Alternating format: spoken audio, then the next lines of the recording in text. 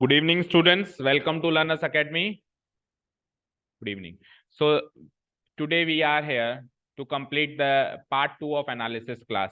कल हमने काफी कोशिश करी बट पार्ट 1 ही कर पाए, आधे क्वेश्चन ही कर पाए फॉर द रीजन कि हमने एक एक क्वेश्चन डिटेल में किया और थोड़ा समझ समझ के किया। तो कोई प्रॉब्लम नहीं है, एक क्लास और सही, आज तो खत्म करना ही है ना। एनी हाउ कल से हम नया चैप्टर स्टार्ट कर ही देंगे। तो फोर्थ फिफ्थ सिक्स 3 क्वेश्चन ही रह गए हैं। ठीक है, जिसके जितने क्वेश्चंस चेक हुए हैं, जैसे मान लो रैंडमली आपके पास किसी की शीट आ गई, तो जिसके जितने क्वेश्चन चेक हुए हैं वो क्वेश्चन चेक करके आप मेरे को सबमिट करना है ना। मतलब उसके हो सकता है कि एक सी शॉर्ट शीट आई हो जिसके पुराने 3 क्वेश्चंस कल के चेक ना हुए हो, या मान लो कल नहीं आया हो तो चेक नहीं हुआ, तो आपको चेक भी नहीं करना है, उसके इवेल्युएशन 3 क्वेश्चंस का ही किया जाएगा। ठीक है ना, समझ आया ना। आपको तो आज के 3 क्वेश्चन चेक करने हैं, दैट्स इट। और आज के 3 क्वेश्चन, अगर कल के 3 क्वेश्चन ऑलरेडी चेक हैं तो टोटल करके देना है, इनकेस नहीं चेक है तो आज के 3 क्वेश्चन का ही टोटल करके देना है ना। ओके भाई, एक महीना पहले बोर्ड से एक महीना पहले अगर टेंशन नहीं है कि चल के बाद देख लें हमारे कितने मार्क्स आ रहे हैं, क्या गलतियां कर रहे हैं, तो फिर उन बच्चों को टेंशन ही नहीं है ना। फिर हम क्यों टेंशन लें उनकी, हुआ भी जब उनको खुद की टेंशन नहीं है तो। ठीक है ना। तो आप लोग उन 3 क्वेश्चंस को चेक करके मेरे को फाइनल स्कोर सुना देंगे इसका। So let's complete question number 4 now. Find the sum of the integers from 1 to 500 which are multiples of 2 as well as of 5। देखो, आपको 1 से लेके 500 तक के इंटीजर्स सोचने हैं। कल हमने बात करी थी integers, what are integers, 1 2 3 4 5 6, these are integer complete numbers, yes. So and from 1 to 500, so the prepositions used here is from and to rather than between and, है ना। तो from and to में we will count 1 also and we will count 500 also, ये दोनों चीजें शामिल होंगी, 1 भी काउंट होगा और 500 भी काउंट होगा। तो एक बार के लिए मल्टीपल मल्टीपल छोड़ दें तो ये गिनती ऐसे चल रही है, देखो 1 2 3 4, मैं 10 तक की गिनती लिखता हूं, उसके बाद फिर कुछ चीज समझाते हैं, 8 9 10 11 एंड सो ऑन, इस तरीके की गिनती चल रही है और खत्म कहां हो रही है, 500 पे। अब इसमें से आपको वो इंटीजर्स पिक करने हैं जो 2 के मल्टीपल हैं, साथ में 5 के भी मल्टीपल हैं, 2 के भी मल्टीपल हैं, साथ में 5 के भी मल्टीपल है। अब देखो 2 के मल्टीपल मतलब होता है 2 की टेबल में आने वाला, तो 2 की टेबल में कौन कौन आ रहा है, 2 4 6 8 10 एंड सो ऑन, इस तरीके से 2 की टेबल में आएंगे। और 5 की टेबल में कौन कौन आने वाले हैं, चेक करो 5 की टेबल में कौन कौन आने वाले हैं, एक तो आने वाला है खुद 5 और फिर उसके बाद सीधे आएगा 10। तो कौन सा ऐसा नंबर है जिसपे डबल सर्किल हुआ, 10। 10 पे रेड सर्किल भी हुआ एंड ग्रीन सर्किल भी हुआ, दैट मींस 10 2 का भी मल्टीपल है, 2 की भी टेबल में आता है, 5 का भी मल्टीपल है, 5 की टेबल में आता है। इस तरीके के नंबर्स आपको पिक करने हैं 500, 1 से लेके 500 में। तो आपने चेक किया कौन सा पहला नंबर कौन सा पिक हुआ, 1 2 3 4 5 6 7 8 9, 9 के बाद पहला नंबर ही 10 पिक हुआ, 1 से लेके 9 तक कोई नंबर पिक नहीं हुआ। जबकि यहाँ पे 2 के मल्टीपल में 2 4 6 8 पिक हो चुके थे, 5 के मल्टीपल में 5 भी पिक हो चुका था, लेकिन इनमें से कोई भी नंबर पिक नहीं हुआ, पहला नंबर कौन पिक हुआ, 10। इससे क्या प्रूव होता है कि 2 और 5 के मल्टीपल वो होंगे जो 10 के मल्टीपल होंगे, दैट मीन्स 2 और 5 के एलसीएम के मल्टीपल होंगे। 10 कैसे आया, 10 2 into 5 करके नहीं आया, ये गलती मत कर देना कि 10, आपने सोचा कि सर 10 के मल्टीपल ऐसे आया हो शायद 2 into 5 ना, 2 into 5 करके 10 नहीं आया, 2 and 5 का एलसीएम 10 है, 2 and 5 का एलसीएम 10 है। तो ऐसे क्वेश्चंस में जिसमें 2 लोगों के मल्टीपल पूछे हो तो हम उन दोनों का क्या कर देंगे, एलसीएम कर देंगे, क्या कर देंगे इनका, LCM. So it's LCM is 10। So we will convert the question into find the sum of the integers from 1 to 500 which are multiples of 10। Fine, ये क्वेश्चन कन्वर्ट होके विच आर मल्टीपल ऑफ 10 में convert हो चुका है। Fine, which are multiple of 2 नहीं है, विच are multiple of 5 नहीं है, ये क्वेश्चन क्या है, विच आर मल्टीपल ऑफ 10। ठीक है, तो अब आपको कॉमन डिफरेंस क्या लेना है, 10 लेना है। ठीक है, तो पहला नंबर आपने, अब तो आप यूं ही पिक कर लोगे, 1 से लेके 500 में पहला नंबर कौन सा होगा, 10, फिर अगला नंबर 20 एंड सो ऑन, ऐसे करते करते आखिरी नंबर कौन सा होगा, 500। ठीक है, इन सबका आपको सम चाहिए, तो इन सबका सम चाहिए तो पहला नंबर है, आखिरी नंबर है, नंबर ऑफ टर्म्स चाहिए, बस छोटा फॉर्मूला लगा देंगे। नंबर ऑफ टर्म्स पता करने के लिए क्या करेंगे, क्या करेंगे, नंबर ऑफ टर्म्स पता करने के लिए आखिरी टर्म को an से इक्वेट कर देंगे, so as to find the sequence of the term 500, जो इसका सीक्वेंस होगा वही नंबर ऑफ टर्म्स होंगे। Is this clear? So let's compare an with 500, we will get what, a plus n minus 1 into d equal to 500। What was a? Sorry, देखो अब ये जो a है, हाँ ऑब्वियसली यही होगा, वो 1 to 500 वाली सीरीज है ही नहीं अभी हमारे पास। अभी हमारे पास सीरीज क्या है, 10 to 500 है ना, जिसमें कॉमन डिफरेंस कितना होता है 10। आप यहाँ पे ए की वैल्यू 1 मत ले लेना भाई, 1 to 500 वाली सीरीज नहीं चल रही है, ये 10 to 500 वाली सीरीज चल रही है। तो यहाँ पे ए की वैल्यू क्या ले लेंगे हम 10। एन तो मुझे फाइंड आउट करना है, और डी क्या होगा, कॉमन डिफरेंस भी 10 का है, equal to what 500। First of all 10 उधर जाएगा, क्या होगा 490, देन उसके बाद 10 इधर आएगा, क्या होगा 49, देन उसके बाद -1 इधर जाएगा, क्या होगा +1 50। दैट मीन्स ये 50 टर्म्स, और वैसे ही पता चल रहा था 10 20 30 40 करके 500 तक 50 टर्म्स ही होंगे, कॉमन सेंस से पता चल रहा था। So now let's find the sum will be as 50, क्योंकि नंबर ऑफ टर्म्स 50 क्लियर है, equal to n/2, that means 50/2। पहली टर्म 10, आखिरी टर्म 500, जो छोटा फॉर्मूला लग जाएगा a + l वाला, ठीक है। तो 50/2 will give me 25 and it is 510 0, 25 1 25, remainder 2, 25 5 125 and remainder 2 is 120। Check करो, कोई डाउट इस क्वेश्चन में, any doubts in this particular question? कोई डाउट नहीं है? ओके, चलते हैं इसका सेकंड पार्ट पे। कर दूं डिलीट, कर दूं? ओके, तो इस टाइप के ये क्वेश्चन इजी हैं, बट मैंने पेपर में इसलिए डाले हैं बिकॉज ये इंपॉर्टेंट है, बिकॉज ये क्वेश्चन इंपॉर्टेंट है, ये एग्जाम मटेरियल है, ठीक है, आने लायक क्वेश्चन है। Okay, how many numbers lie between 12 and 300 which when divided by 4 leave a remainder 3? Question समझ में आया था? किसी ने अटेम्प्ट किया था ये वाला? घर पे किया था, हो गया था?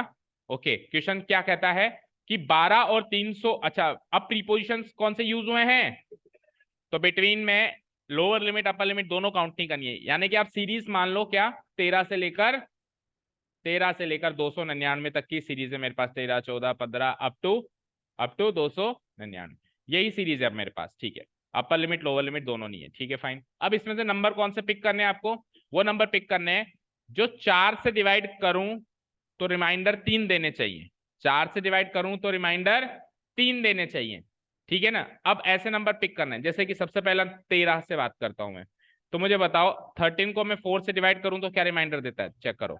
13 को मैं 4 से डिवाइड करूं तो 4 3 जा 12, क्या रिमाइंडर देता है, मुझे क्या चाहिए 3, तो मुझे 2 रिमाइंडर एक्स्ट्रा चाहिए, तो 2 एक्स्ट्रा उसमें जुड़ेगा, यानी पहला नंबर क्या आएगा 15।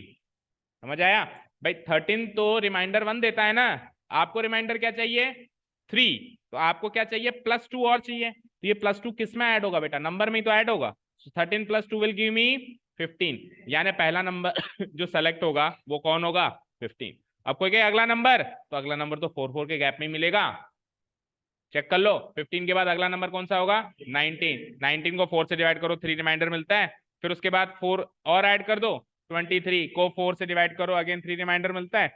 तो कॉमन डिफरेंस तो 4 का ही रहेगा जिससे आप डिवाइड कर रहे हो, जो आपका क्वोशिएंट है ना, हमेशा कॉमन डिफरेंस वही होता है, हमेशा कॉमन डिफरेंस वही होता है जो आपका सॉरी क्वोशिएंट क्या डिवीजर, जो आपका डिवीजर होता है वही कॉमन डिफरेंस होता है। चलो सीरीज मिल गई हमको, आखिरी नंबर भी पता करना पड़ेगा, तो आखिरी नंबर देखो 299 ही होगा। 299 को आप डिवाइड करो 4 से, तो 3 रिमाइंडर बचता है क्या, चेक करो, बचेगा, यस बचेगा, बचेगा 299 डिवाइडेड बाय 4, 4 7 जा 19, 4 4 जा 16, रिमाइंडर क्या बचा 3 बच गया ना, तो यानी कि लास्ट नंबर सेलेक्टेड इज 299, ठीक है। तो अब मुझे वो सीरीज मिल गई, जैसी सीरीज उसने बनवानी चाहिए हमसे वो सीरीज हमने बना दी, और वो सीरीज एपी बनी है, वो सीरीज क्या बनी है एपी ही बनी है। तो एपी की सीरीज का के टर्म्स का सम निकालने का फॉर्मूला वही यूज करेंगे, पहले नंबर ऑफ टर्म्स निकालने के लिए इसको एन से इक्वेट कर दूं, तो a + n - 1 multiplied by d equal to 299, इस सीरीज की पहली टर्म, उस सीरीज की नहीं इस सीरीज की पहली टर्म 15, देन n - 1 d कितना था d 4 इक्वल टू 299, ठीक है। तो 15 उधर जाएगा तो बोलो क्या होगा 4 8 284, 4 से डिवाइड करेंगे तो 71, ओके -1 इधर जाके +1 यानी 72, तो n की वैल्यू कितनी आ गई 72, यानी नंबर ऑफ टर्म्स कितने हैं 72, तो इन सबका सम निकालें हम s 72, 72/2 n/2 मतलब 72/2, ओके। केवल यही पूछ रहा है। यस देखो हाउ मेनी नंबर्स, तो सम निकालना ही नहीं है एक्चुअली, है ना। तो ये क्वेश्चन थोड़ा टिपिकल था तो थोड़ा शॉर्ट भी था। तो बस you are required to find how many number. और अगर इनकेस सम पूछता तो पहला नंबर 15, दूसरा नंबर 299।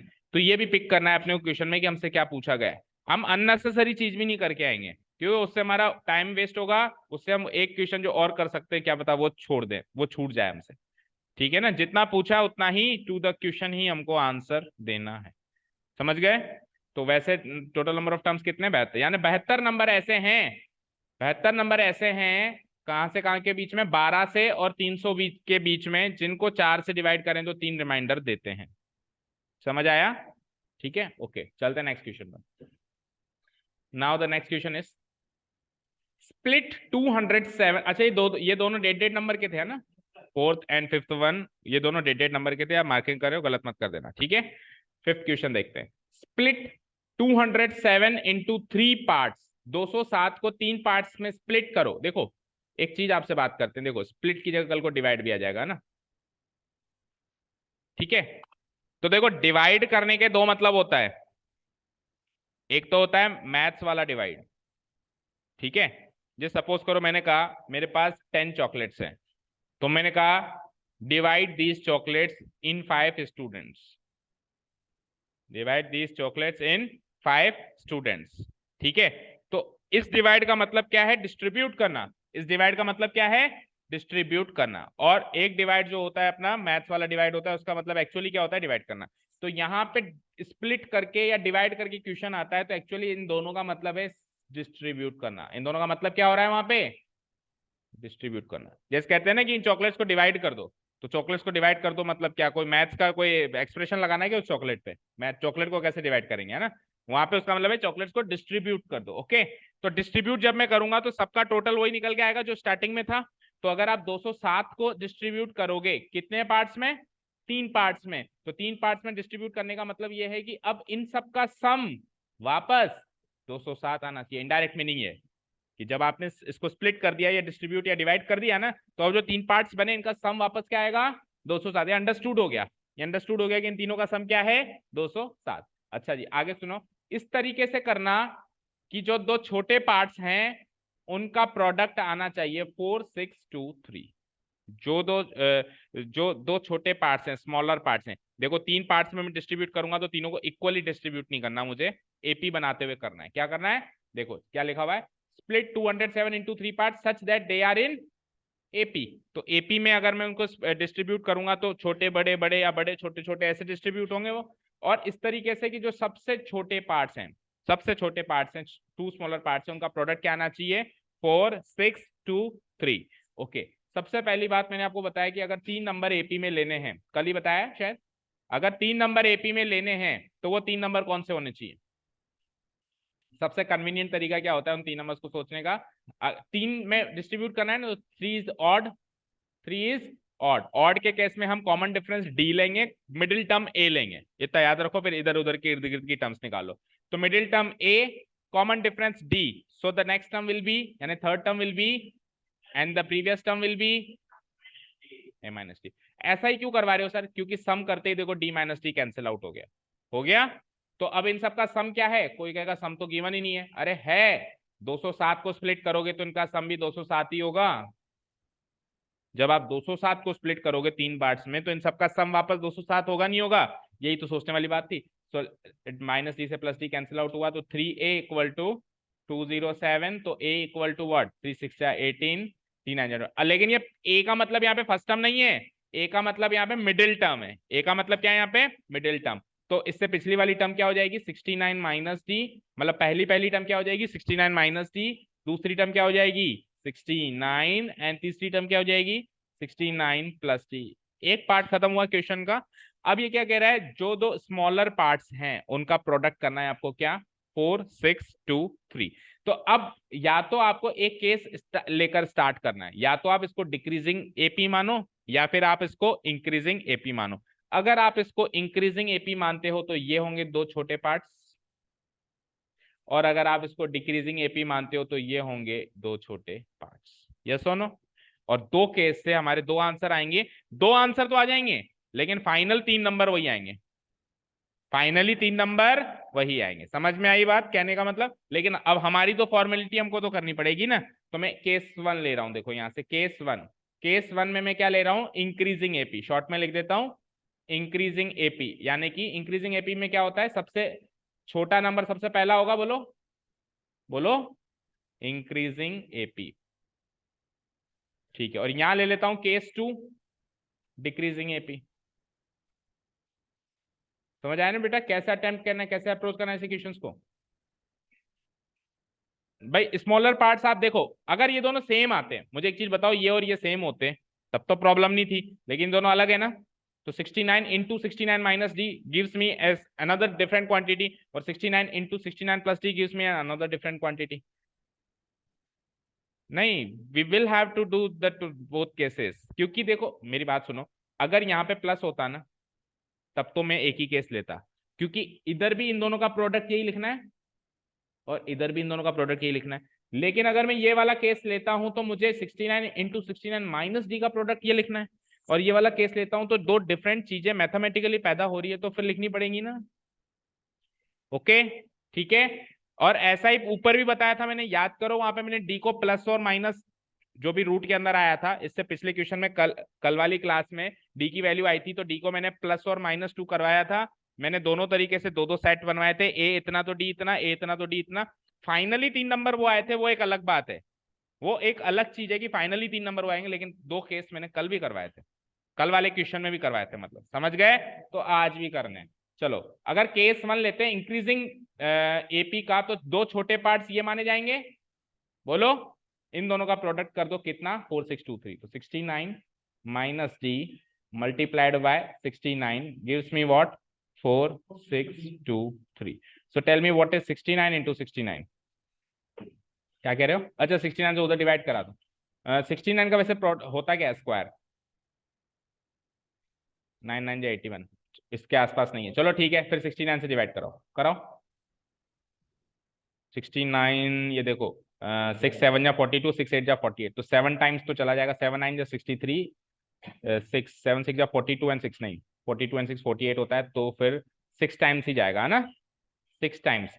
6 9 जा 54, रिमाइंडर 5, 6 6 जा 36 एंड 5 41, क्या था ऊपर, 462, कितना बचा, 8 एंड 4, सही है क्या? ठीक है ना। और आगे है 3, 483। अब 483 कितनी बार जाएगा, 7 टाइम्स चला जाएगा, 7 9 जा 63, रिमाइंडर 6, 7 6 जा 42 एंड 6 48। ठीक है, तो 67 टाइम्स कट गया, वो बताओ, बोलो, 67 टाइम्स कट गया। तो 69 माइनस डी की वैल्यू क्या आ गई, 67। किसकी वैल्यू आई है, 69 माइनस डी। तो डी की वैल्यू बोलो, डी उधर जाएगा, 67 इधर आएगा, तो 69 माइनस 67। तो देखो, इंक्रीजिंग एपी में कॉमन डिफरेंस पॉजिटिव होता है, बोलो, कॉमन सेंस की बात है, इंक्रीजिंग एपी में कॉमन डिफरेंस पॉजिटिव होता है ना, आ रहा है। Okay, let's now come to this case. Okay, तो इधर अब मैं इन दोनों का प्रोडक्ट मानूंगा, क्योंकि अगर डिक्रीजिंग एपी है तो सबसे बड़ा नंबर ये, बीच वाला ये छोटा ये, ठीक है ना, माइनस में जाएगी, आएगा वही 2 ही, और 3 नंबर तो वही मिलेंगे, देखो, है ना, समझे। तो 69 into 69 plus D equal to what, 4623, वही प्रोडक्ट, और वही 69 से डिवाइड कराएंगे तो वही आएगा। आप ऐसे में सोचो, आपको दो बार मेहनत करनी है, आपको बस 2 3 लाइनें लिखने की मेहनत करनी है। 46 से 69 आप डिवाइड करके आए हो, तो क्या फिर से कराओगे क्या? नहीं करोगे ना, ऑब्वियसली आप वही तो करोगे ना, 67 लिख दोगे। तो यहां से 69 प्लस डी की वैल्यू क्या आ गई, 67। तो डी की वैल्यू 67 माइनस 69, तो अब की बार -2, तो डिफरेंस तो दो का ही है।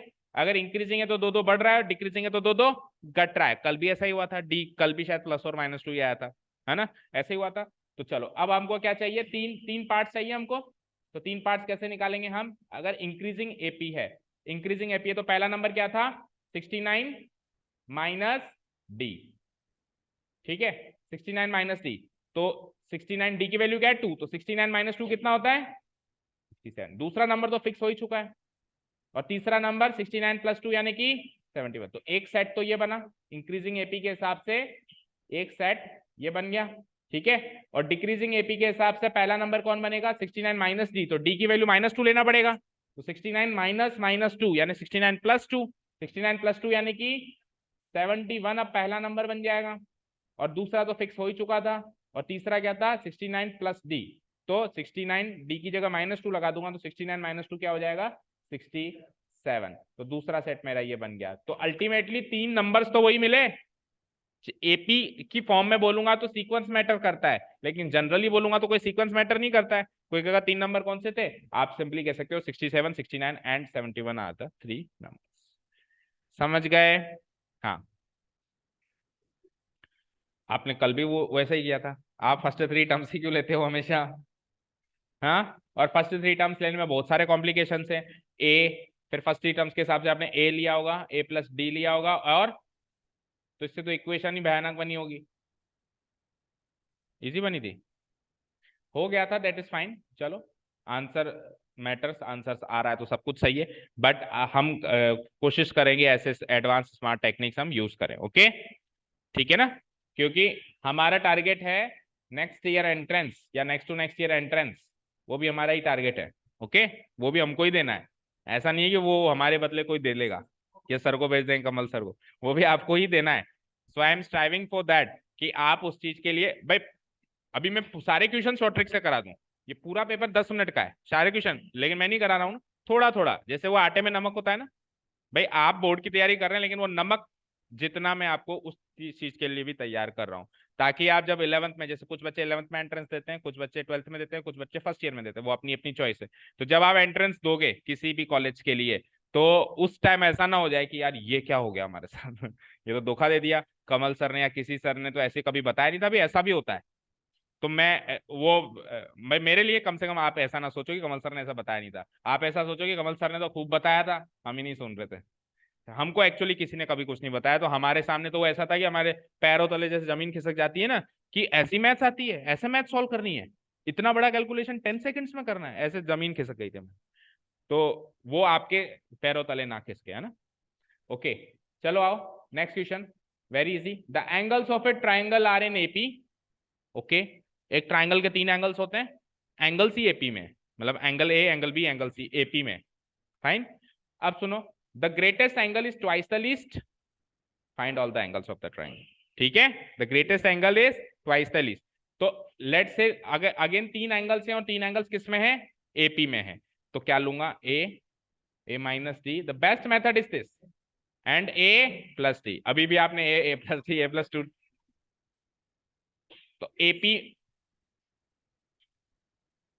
एबीसी तो अज्यूम हो जाएगा, एंगल ए ये हो गया, एंगल बी ये हो गया, एंगल सी ये हो गया, वो तो हो जाएगा, लेकिन एपी में है, एपी के लिए तो यही टर्म्स बनानी पड़ेगी ना। एपी क्या होती है, ए और डी की वाली फॉर्म की तो एपी होती है, उसमें भी मतलब आपने A plus D, A plus 2 लेकिन अब से याद रखना कि 3 टर्म्स आएंगे तो यही लेना है, और 4 टर्म्स आएंगे तो क्या लेना है, ए माइनस 3डी, A minus D, A plus D and A plus 3डी। ये पूरा कल कॉन्सेप्ट समझाया आपको, है ना। तो ऐसे मत सोचा करो एनालिसिस क्लास में वही तो सर घिसी पिटी बातें बताते हैं, एक्स्ट्रा जो मजेदार चीज होती है वो होती है एनालिसिस क्लास में बताने की होती है, क्लास में नहीं बताने की होती है ना। क्योंकि क्वेश्चन मैंने कहीं से उठाया और आपको दे दिया, क्वेश्चन मैंने अगर कहीं से उठाया और आपको दे दिया, तो उसका एनालिसिस भी मुझे ही कराना है। अब एनसीईआरटी में से क्वेश्चन ही नहीं है, तो ना उठाया ना एनालिसिस हुआ। Okay fine, so if these are the 3 angles of a triangle, अब ट्राइंगल का एंगल सम कोई पूछेगा क्या मुझसे, क्या होता है, यह सबको पता है, what is the angle sum of a triangle, 180 degree. So here minus D plus D get cancelled out, तो 3a की वैल्यू आ जाती है 180। So from here on a equal to 180 on 3 which is equal to 60, but hold on, this is not the first angle, this is the middle term. Okay, so अब db निकालना है आपको, db निकालना है, तो let's read the another information, the greatest angle is twice the least। अब again 2 cases, अभी मैं करवा नहीं रहा हूं लेकिन एग्जाम में करने हैं, अगेन 2 केसेस, ये यहां से या यहां से, है ना। तो अभी मैं greatest angle a plus D को मान रहा हूं, तो greatest angle is twice the least, यानी ग्रेटेस्ट एंगल क्या है, a plus D is twice the least angle क्या है, a minus D. Okay fine, चलिए, तो मैं कुछ नहीं करूंगा, a की वैल्यू डालूंगा, तो 60 plus d gives me 2 into 60 minus d, so 60 plus d gives me 120 minus 2d, so minus 2d इधर बुलाओ, तो 3d gives me 60, 3d gives me 60, so d gives me 20, 60 by 3 that is 20।